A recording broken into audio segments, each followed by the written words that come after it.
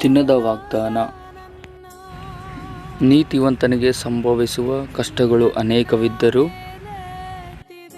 ಯೆಹೋವನು ಅವುಗಳಿಂದ ಅವನನ್ನು ಬಿಡಿಸುತ್ತಾನೆ.